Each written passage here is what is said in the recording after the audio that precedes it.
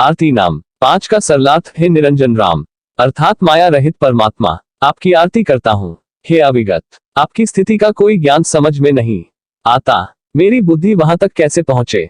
परमेश्वर कबीर जी ने साधक को समझाने के लिए स्वयं भक्त का अभिनय करके समझाया है कि भक्त को ऐसे विनम्र भाव से विनय करनी चाहिए, तब परमात्मा में कबीर जी प्रसन्न होता है।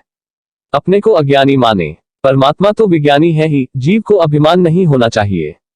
पूर्ण परमात्मा आप निर्लेप निर्जन है, आप निराकार मनुष्य के आकार में पुरुष रूप है।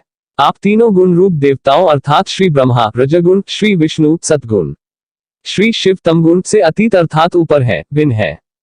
आप में तीनों गुणों का भाव नहीं है। आप में एक अविनाशी परम गुण है।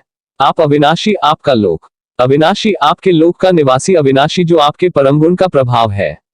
संसार में प्रचलित ज्ञान, लोकवेद तथा उसके आधार से किया जाने वाला ध्यान, उससे आप निराले रहते हैं अर्थात भिन्न है। आपकी सेवा पूजा भक्ति की विधि कोई नहीं जान पा रहा। आपको प्राप्त करने के उद्देश्य से अपने पिता ब्रह्मा जी से प्राप्त आध्यात्म ज्ञान के आधार से संकादिक अर्थात चारों पुत्र सनक, सनंदन, सनातन तथा संत कुमार तथा ब्रह्मा ही का पुत्र नारद ऋषि तथा शेषनाग भी ऋषियों से सुने ज्ञान के आधार से, लोकवेद के आधार से साधना कर रहे हैं। उनको भी आपका पार नहीं पाया अर्थात आप नहीं मिले और न ही आपकी महिमा का अंत पाया। काल लोक के महायोगी शिव शंकर जी भी निशा रात्रि तथा वासर दिन ध्यान कर रहे हैं। आज तक आध्यात्मिक रहस्य की गुत्थी सुलझा रहे हैं, परंतु सफलता नहीं मिली।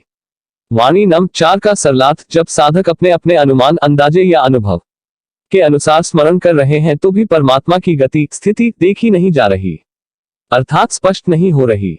परमेश्वर कबीर जी एक जिज्ञासु भक्त का अभिनय करके हम भक्तों को विनय आरती करने का संकेत कर रहे हैं कि आप ऐसे अर्ज करना कि हे परमात्मा, हम कुछ नहीं समझ पा रहे हैं, कृपया आप ही अपनी महिमा यथार्थ रूप से हमें बताएं। मैंने कबीर परमेश्वर ने उस कृपा पात्र भक्त को ज्यों की त्यों अर्थात यथार्थ रूप से समझाया।